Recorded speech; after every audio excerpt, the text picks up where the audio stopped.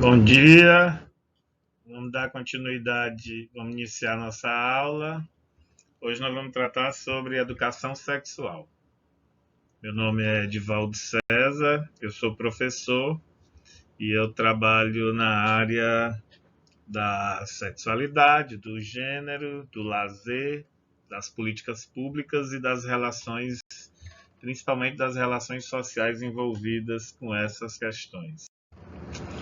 Dentro da sexualidade, é importante a gente entender que isso é um tema meio encarado como tabu. Então, muitas pessoas acham que é um assunto que não possa ser comentado, falado, discutido em todos os ambientes, que é um grande erro. Então, a educação sexual se apresenta como uma intervenção necessária dentro dos espaços educativos. Porque toda vez que você vai educar alguém a respeito de algum assunto, é necessário que essa educação tenha respaldo num espaço que lhe dê legitimidade. E o espaço educativo, no caso a escola, seria um local ideal. A educação sexual contribui para a edificação da personalidade do indivíduo. Então, se eu sou um indivíduo que possui um grau de educação do ponto de vista das relações sexuais que a nossa sociedade existe, eu sou um indivíduo que eu aprendo a respeitar, a entender todas aquelas diversidades sexuais que a nossa sociedade possa apresentar. A educação sexual oportuniza questionamentos, reflexões e discussões a respeito da sexualidade, e isso é muito importante porque a gente tem que ter a noção e a certeza de que quando eu falo de sexualidade, eu não estou simplesmente falando de homens e mulheres. Então, existe uma diferença e uma grande liberdade e um leque enorme de condições sobre sexualidade.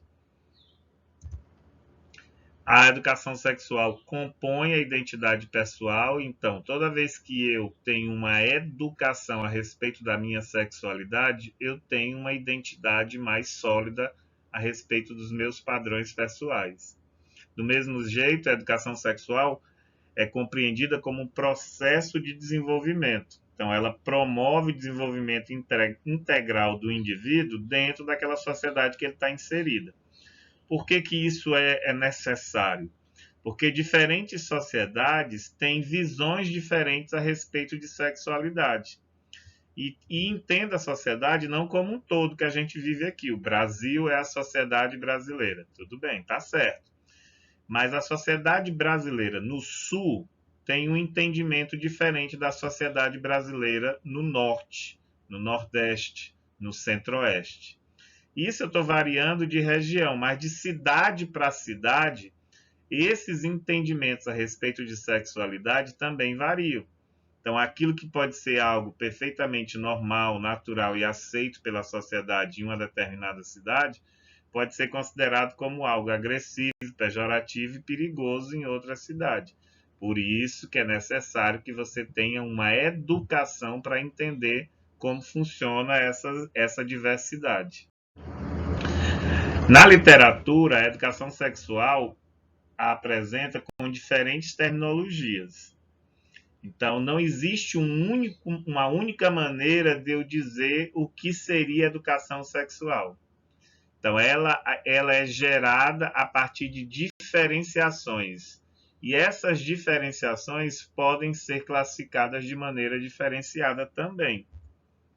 Então, sexualidade, por conceito, é um fenômeno complexo, multifacetado, que abrange conhecimento produzido social e historicamente. Isso aqui é importante, por isso que eu falei anteriormente que cada sociedade possui o seu entendimento a respeito de sexualidade e que cada momento histórico esse entendimento de sexualidade pode ser variado, permeando entre as áreas da psicologia, antropologia, educação, sociologia e ciências médicas. Então, a interpretação e a conceituação do que seja sexualidade, ela é extremamente complexa.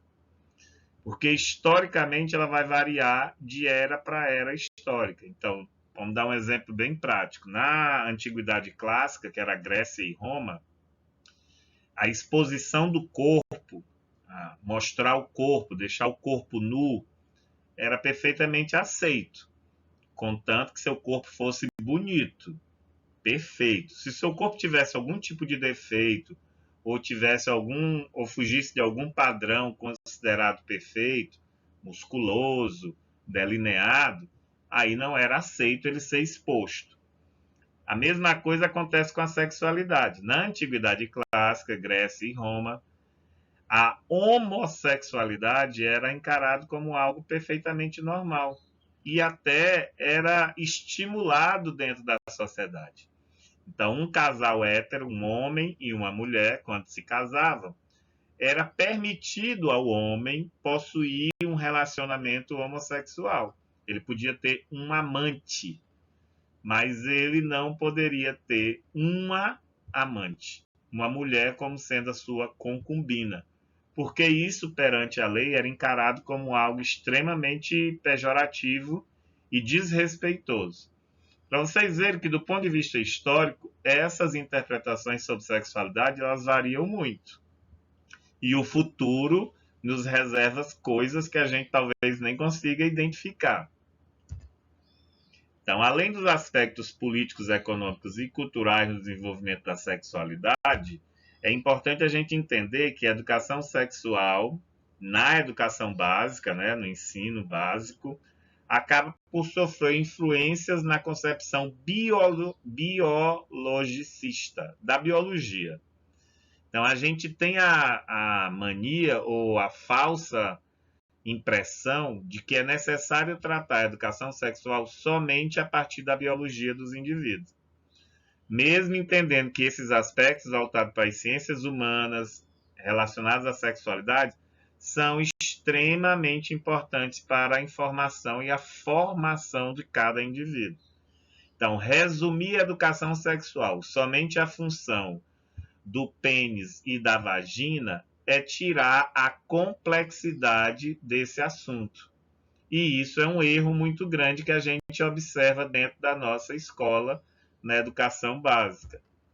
Por isso que geralmente a gente se depara na escola somente com manuais da função do pênis, da função da vagina. E pior, manuais que só identificam sexualidade entre homens e mulheres, fazendo com que a gente tenha a falsa impressão de que tudo que fuja a essa relação, homem com mulher, esteja errado. E isso não pode acontecer, porque isso vai gerar futuros comportamentos preconceituosos, gerando até comportamentos abusivos e violentos. Então, a sexualidade, a educação para o sexo, não se resume somente à sexualidade heterossexual entre homens e mulheres do jeito que a gente está vendo aqui. Existe uma enormidade de possibilidades. Para que a gente entenda essa enormidade de possibilidades, é necessário a gente fazer essa diferenciação aqui primeiro, do que seja o gênero e do que seja o sexo. Então, por gênero, a gente identifica assim, aquelas pessoas que têm um comportamento masculino. E essa é a simbologia dada a esse gênero. E aí, sexo se refere àquelas pessoas que possuem a genitália masculina, um pênis. Então, o gênero masculino são aquelas pessoas que têm um comportamento masculino. O sexo masculino são aquelas pessoas que possuem a genitália masculina. A mesma coisa acontece com o gênero feminino, que o símbolo é esse. São aquelas pessoas que possuem um comportamento feminino, e o sexo feminino são aquelas pessoas que possuem a genitália feminina. Essa diferenciação pode ser até, a princípio, meio besta, da pessoa. Ah, mas é contraditório, o professor está dizendo que homem é quem tem pênis e mulher é quem tem vagina. Do ponto de vista sexual, do ponto de vista do sexo, essa é a definição mais correta. Porém, do ponto de vista do gênero, nem sempre quem tem pênis tem um comportamento masculino e nem sempre quem tem vagina tem um comportamento feminino. Por isso que é importante a gente entender os conceitos de gênero. Então, gênero é construído social e culturalmente. Envolve um conjunto de processos que vão marcando o sujeito a partir daquilo que ele se identifica ser masculino ou ser feminino. Então, o gênero não tem nada a ver com o órgão sexual que eu tenha, e sim tem a ver com a identificação que eu tenha do que é ser homem e do que é ser mulher. Por isso que o gênero, muitas vezes a gente não, as mulheres quando estão grávidas, elas fazem uma confusão muito grande na cabeça da pessoa, inclusive da própria sociedade. Quando ela está grávida que descobre que é uma menina, ela já imagina que a menina vai fazer balé, vai usar roupa rosa, vai deixar o cabelo grande, vai adorar usar maquiagem, que são comportamentos eminentemente femininos. Mas não significa dizer, pelo fato dela ser uma menina, ela tenha esse comportamento feminino.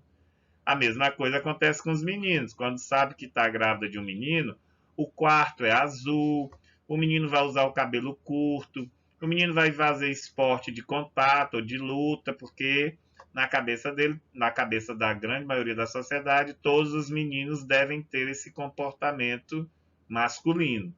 Que isso não é verdade.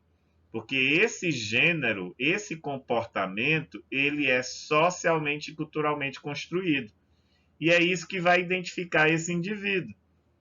Então, indivíduos masculinos podem e devem fazer trabalhos considerados eminentemente femininos.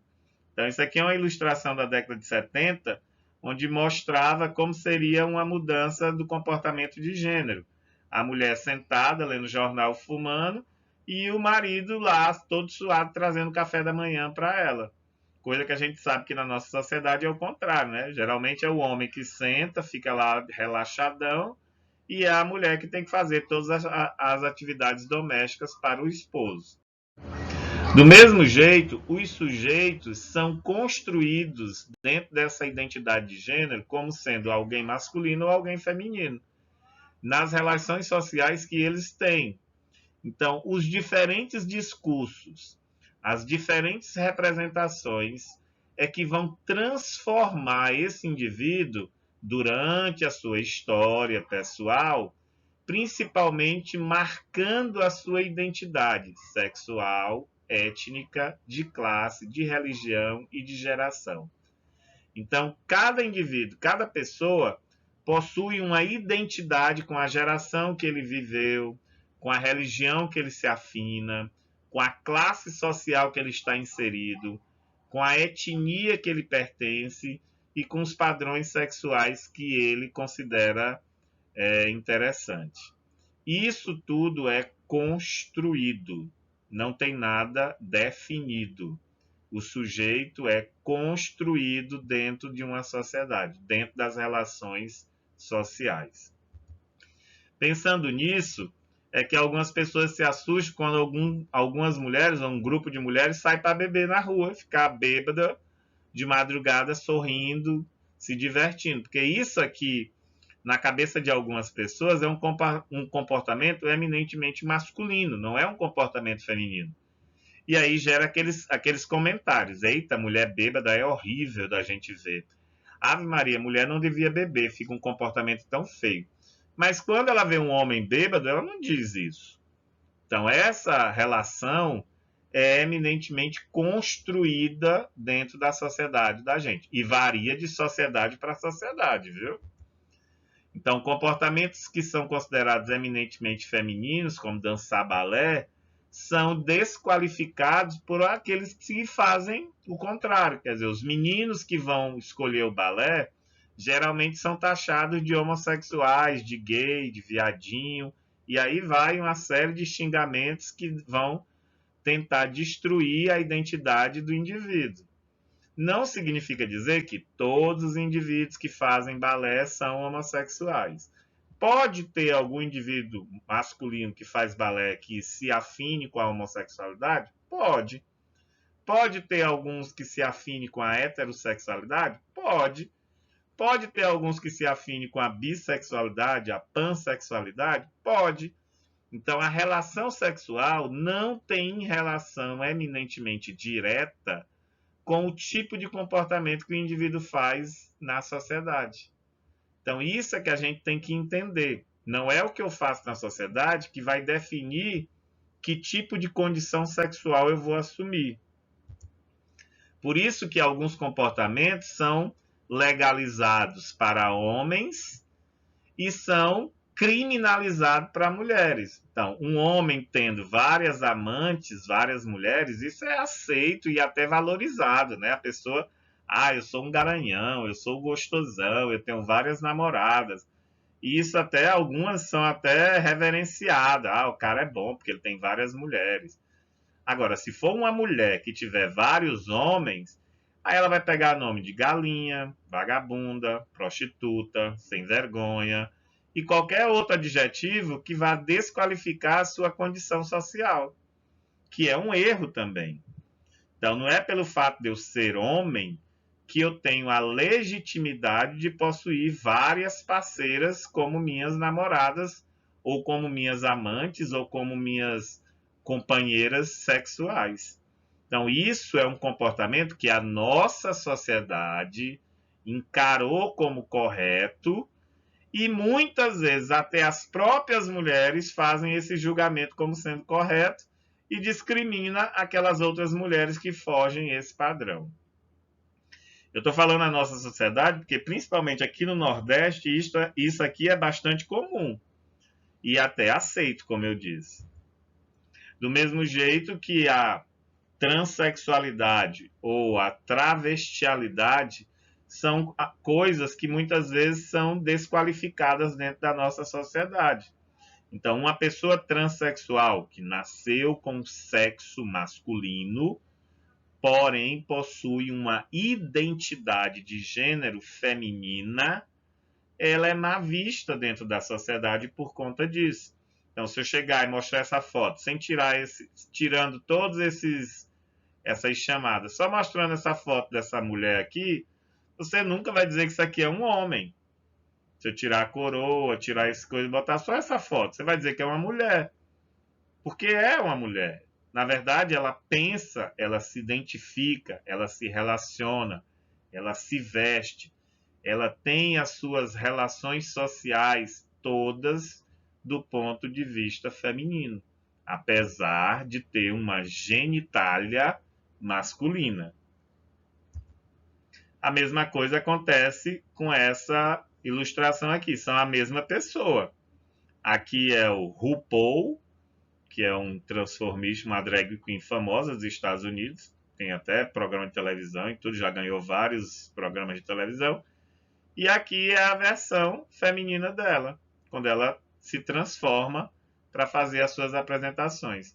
Se eu mostrasse só essa foto para você, jamais você ia dizer que era a mesma pessoa. Ou pior, você jamais iria dizer que essa figura é a figura de um homem, é uma mulher. Porque pensa, age e se relaciona como mulher, apesar de ter a genitália masculina, como eu disse anteriormente.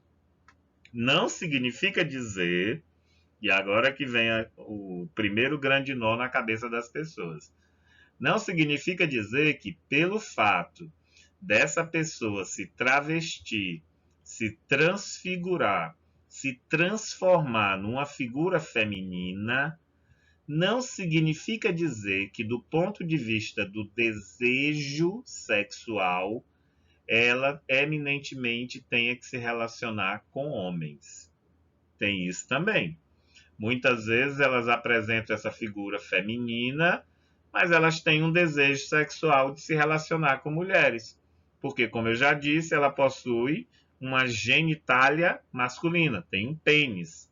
E, pelo fato de ter um pênis, ela pode ser usada de qualquer maneira que ela achar que deve ser usado. Então, é por isso que é importante a gente fazer essa definição e essa diferenciação, do que seja o gênero e do que seja o sexo. Por esse motivo, o conceito de gênero engloba também as formas de construção social, cultural e linguística que cada sociedade implica. Os processos de diferenciação do que é ser homem, do que é ser mulher e, principalmente, os processos simbólicos de cada cultura construídos por representações do que é ser homem, né, da masculinidade e da feminilidade. Então, cada cultura, cada sociedade possui esses processos simbólicos, identificando o que é um ser homem, o que é trabalho de homem, por exemplo, o que é atitude de homem, e o que é ser mulher, que é trabalho de mulher, o que é atitude de mulher. Então, aqui na parte de cima, nós trouxemos para vocês só ilustrações de homens. Todos aqui são homens. E aqui na parte de baixo, todos são mulheres. Porém, culturalmente, esses homens assumem esse papel feminino e são respeitados da mesma maneira que, culturalmente, essas mulheres assumem papel masculino e são respeitadas. Então, a relação do gênero está diretamente ligada a como você pensa, como você se identifica e, principalmente, como a sua sociedade identifica o que é trabalho de homem e trabalho de mulher, postura de homem e postura de mulher, para que isso a gente possa fazer a definição dentro da nossa própria sociedade. Então, trabalhos domésticos geralmente são classificados como trabalhos eminentemente femininos. Mas não precisa ser classificado assim, porque, na verdade, essa classificação não existe. Isso é cultural. Na nossa sociedade é que ficou estabelecido culturalmente que os trabalhos domésticos são realizados por mulheres e os homens fazem o trabalho de prover a casa, né? De trazer o dinheiro para casa. Trabalhos de alvenaria, de pedreiro, auxiliar de pedreiro, trabalho considerado muito pesado, devem ser desenvolvidos por homens. Porque, culturalmente, colocou-se essa ideia de que mulheres são frágeis e não conseguem executar esse tipo de trabalho pesado, que é um erro. Do mesmo jeito, é um erro quando eu digo que um homem vai ser manicure. Ou pior, todo homem que trabalha com esse tipo de labor estético é gay ou tem um comportamento homossexual. Então, essas relações que a nossa sociedade faz não é verdade. E isso é construído socialmente, dentro da nossa sociedade. Não é pelo fato da pessoa fazer a unha que necessariamente ela tem um comportamento homossexual. Isso não existe. Não tem essa relação. Do mesmo jeito que mulheres que são mecânicas perdem um pouco da credibilidade. Muitas vezes você vai levar o carro na oficina e na hora que você chega lá, que é uma mulher que está trabalhando, você diz logo, vixe, essa aí não sabe de nada. Porque na sua cabeça você acha que realmente ela não sabe de nada. Porque na sua cabeça foi construído socialmente que o trabalho de mecânico só é bem feito se for feito por um homem.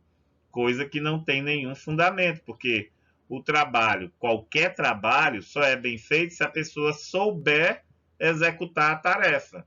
E aprender a execução de qualquer tarefa, independentemente de ser homem ou mulher, pode ser feito por qualquer pessoa e pode ser bem executado por qualquer pessoa. Por isso que a educação e a sexualidade, por parte de uma construção social, sofre constantes modificações. E essas modificações podem excluir determinados significados. Como, por exemplo, na escola, a gente não comumente vê se falar em educação sexual.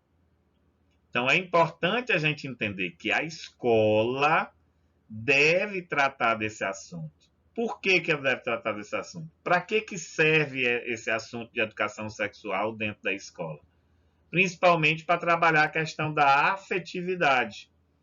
E por prazer na juventude nem sempre é amparada por uma educação. Ou seja, aquelas pessoas dentro da escola que foge ao que a sociedade identifica como sendo atitude de homem e atitude de mulher, muitas vezes são discriminados, ofendidos, às vezes são até agredidos, violentados, pelo simples fato de estar fora, abre aspas, do padrão que a escola considera correto, fecha aspas.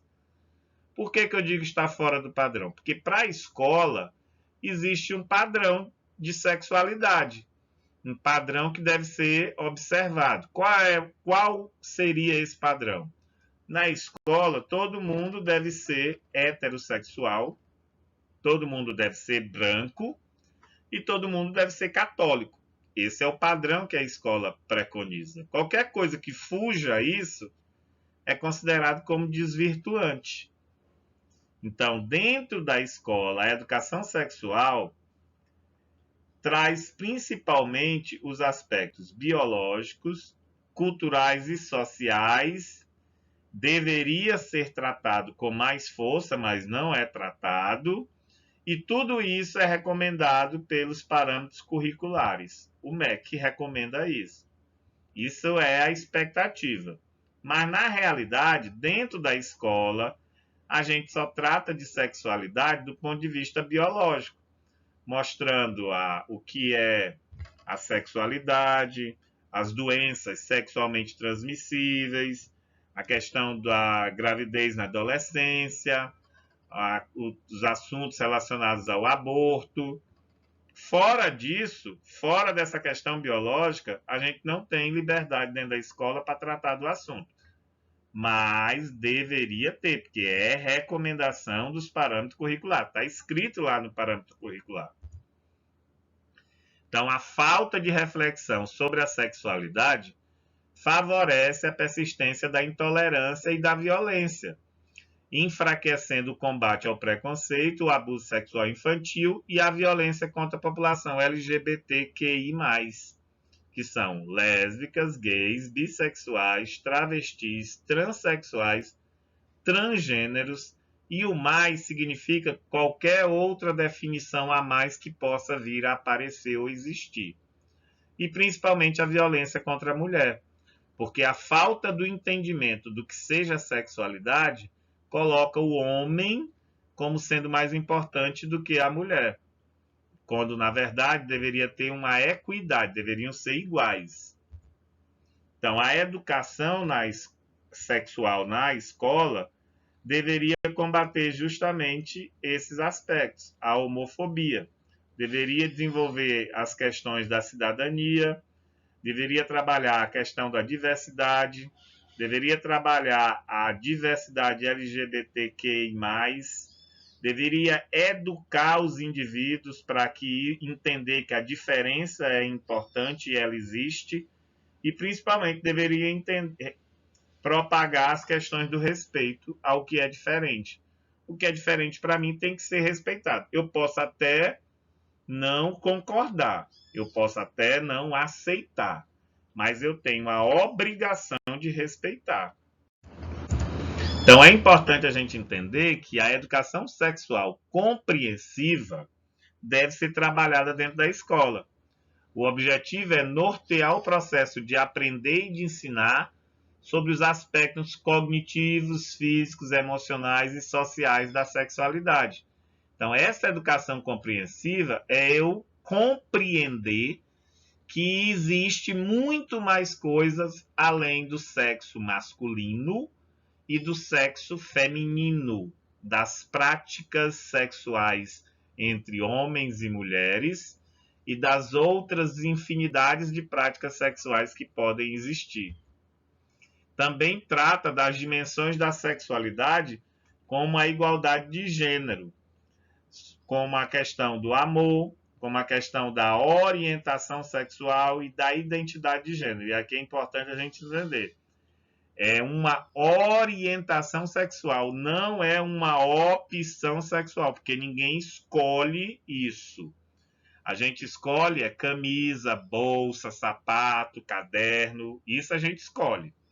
Agora, qual sexo você vai ter desejo sexual, isso você não escolhe. Não é escolha sua. Eu não posso hoje gostar de homem, amanhã não quero mais gostar de homem, amanhã eu vou gostar de mulher.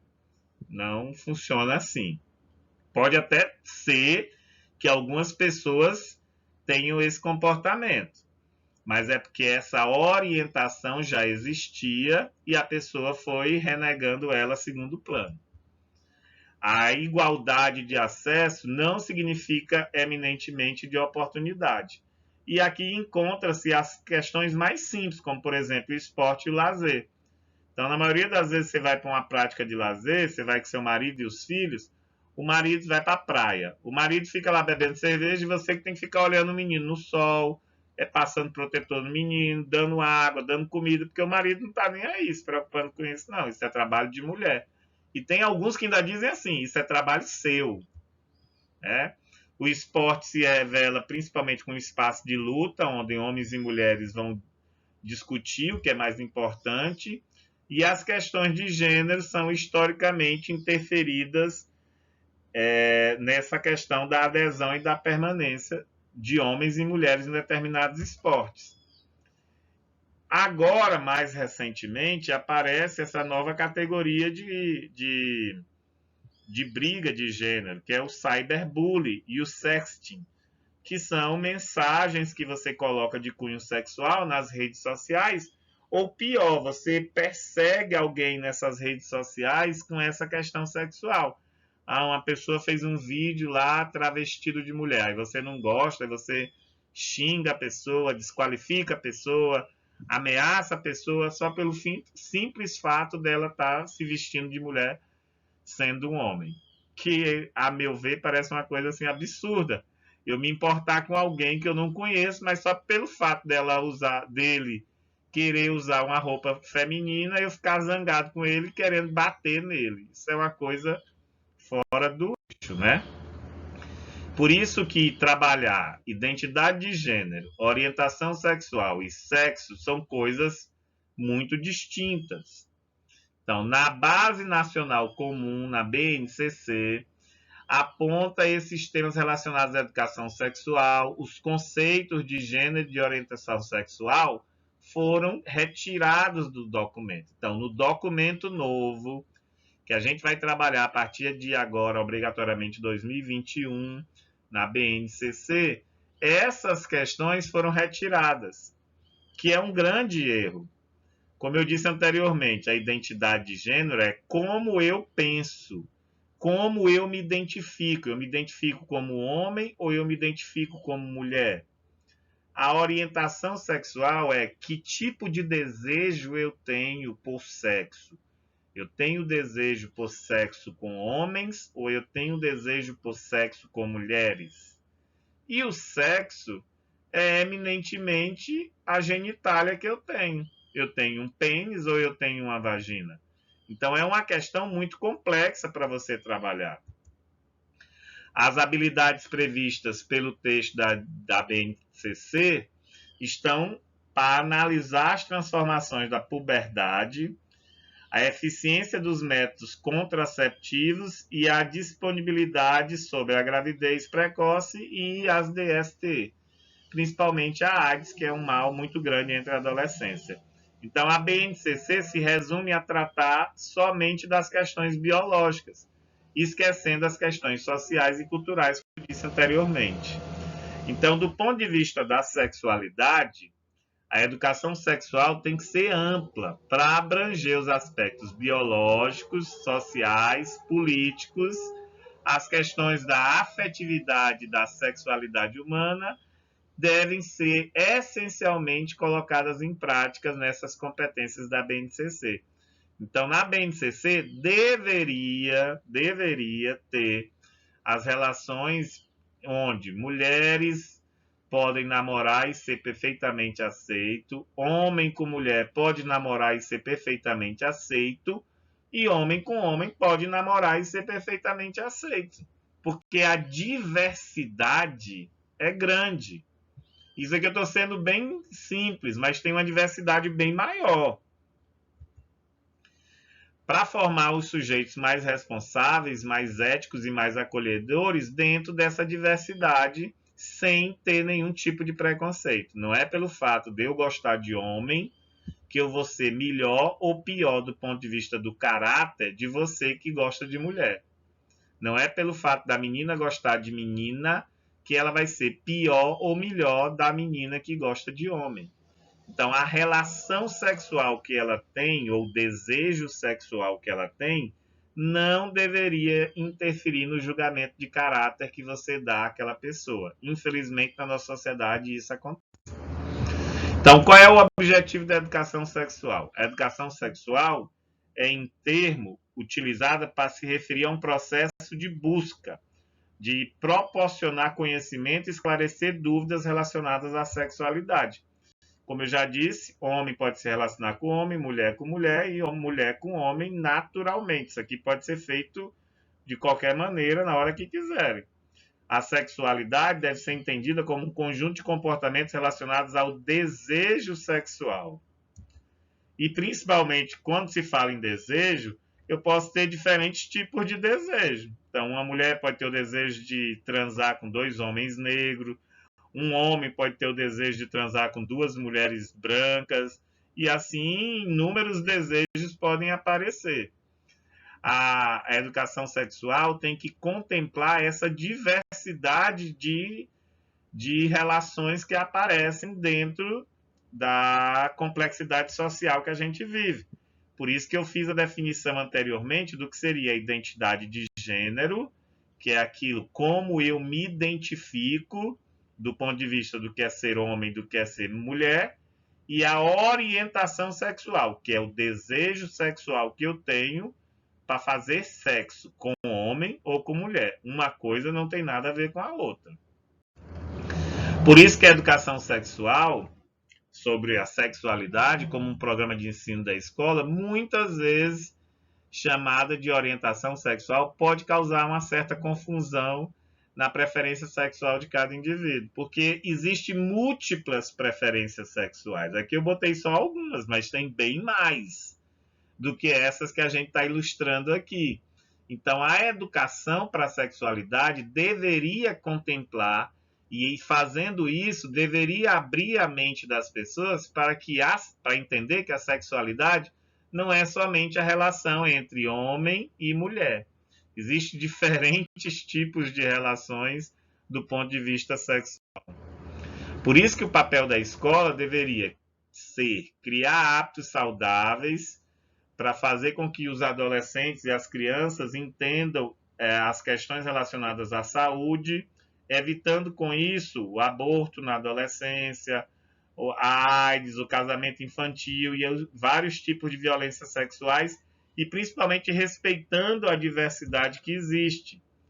A conversa sobre a educação sexual nem sempre acontece dentro de casa. Então, geralmente, a escola seria o espaço que eu teria para discutir esse assunto, já que na minha casa eu não tenho espaço para isso.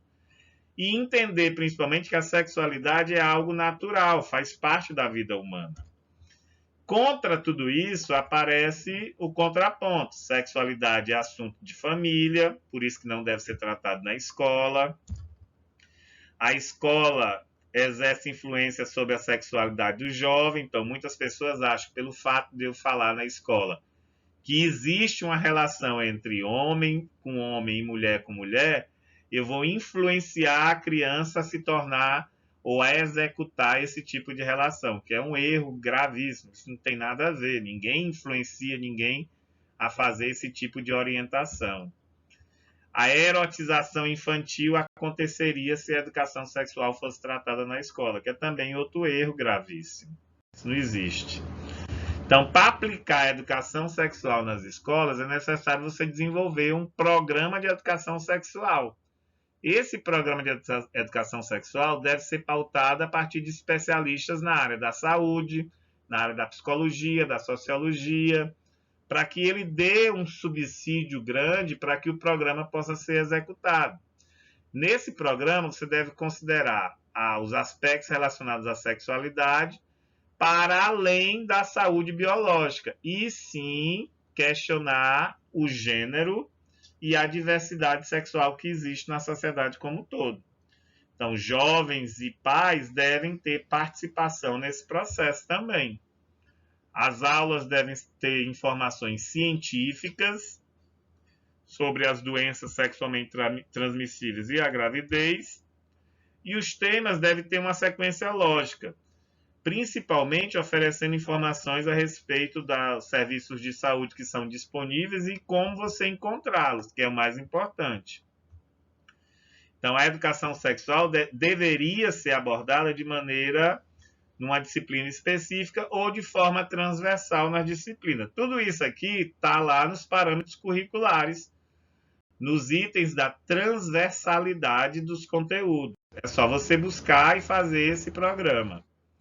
As diretrizes educacionais brasileiras, nessa nova reformulação, que é a BNCC, não consta isso no currículo do Brasil, que é um grande erro.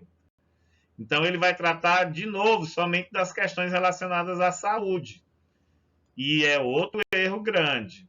Então, os resultados que a educação sexual traz para o indivíduo são grandes. Por exemplo, a iniciação da atividade sexual ocorreria de maneira mais tardia, porque se eu entendo os perigos e as consequências de uma iniciação precoce na sexualidade, eu tenho como decidir se eu vou ou não fazer isso. Existe a redução da frequência de atividades sexuais entre jovens, consequentemente a diminuição da contaminação por doenças sexualmente transmissíveis, por gravidez na adolescência, abortos, entre outras questões. A redução das relações arriscadas, relações de abuso sexual, relação de sexualidade infantil, o aumento do uso de preservativo, e aqui é importante porque o uso de preservativo é a única coisa que evita as doenças sexualmente transmissíveis, o aumento do uso de contraceptivos, que é para evitar a gravidez na adolescência, e o maior conhecimento sobre as doenças sexualmente transmissíveis e a gravidez. Tudo isso, se eu tivesse uma educação sexual na escola, ajudaria a ter uma juventude mais sadia do ponto de vista dessas dificuldades. E principalmente a prevenção do HIV e os baixos custos que isso acarreta. Então, na escola, eu deveria ter aulas sobre educação sexual, mostrando como usar a camisinha, como usar o DIU, como usar a camisinha feminina, quais são os métodos contraceptivos que a gente dispõe hoje em dia e outras informações necessárias. Os professores também fazem parte desse processo. Porém, para alguns professores, isso é um tema extremamente polêmico, então eles não vão querer tratar disso, por várias questões. A principal delas são as concepções que existem para se tratar da educação sexual. Então, tem algumas concepções relacionadas à religião, que aí são divididas em tradicional e libertadora, as concepções médicas, as concepções pedagógicas, política e a emancipatória. A concepção religiosa tradicional é aquela de formação cristã, onde o sexo é vinculado ao amor, à fidelidade, à virginalidade, ao casamento e à procriação. É eminentemente só isso. Então, o sexo está relacionado somente a esse entendimento. Na concepção libertadora, a educação sexual seria como um instrumento de transformação social, sendo o indivíduo o sujeito da sua própria sexualidade. Então, ele queria definir, escolher, fazer ou não determinados procedimentos sexuais. Então, essa seria mais interessante. A abordagem médica é aquela que trata a educação sexual do indivíduo do ponto de vista das questões eminentemente terapêuticas. e seria mais relacionados aos programas preventivos do ponto de vista da saúde médica, principalmente, como eu falei anteriormente, das doenças sexualmente transmissíveis e do aborto na adolescência, gravidez precoce e outras questões relacionadas aos aspectos médicos. E a abordagem pedagógica seria o processo de ensino-aprendizagem dos conteúdos básicos da sexualidade. Para nós, essa seria a mais importante, porque eu ia mostrar todo o conteúdo que existe a respeito de sexualidade. Essa abordagem emancipatória seria o sonho, né? Onde eu ia perceber a educação sexual como um compromisso com a transformação social, encaminhando a discussão para as questões que envolvem as relações de poder entre homens e mulheres, a aceitação do que é estar aceito ou não dentro da sociedade, e respeito pelas diferenças, sem deixar de lado a vivência pessoal e saudável da sexualidade. Então, eu iria aprender que tudo do ponto de vista sexual pode, contanto que você tenha respeito por todos que estão envolvidos naquele processo.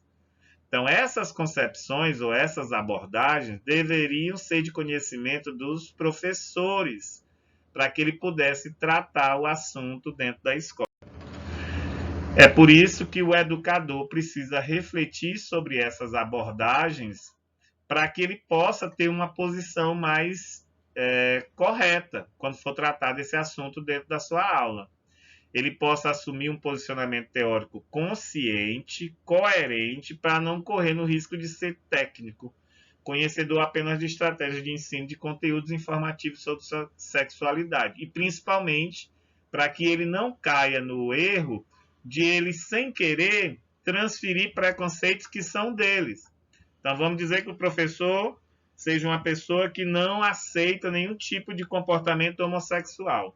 Se ele vai dar aula de educação sexual, obviamente, ele vai taxar todo comportamento de homossexualidade como sendo errado, perigoso, e isso não é verdade. Então, é necessário que o professor tenha esse conhecimento teórico, para que esse conhecimento teórico possa fazer com que ele tenha uma conscientização coerente do que ele vai ensinar para os alunos. E é isso aí, pessoal. Muito obrigado pela atenção e até a próxima.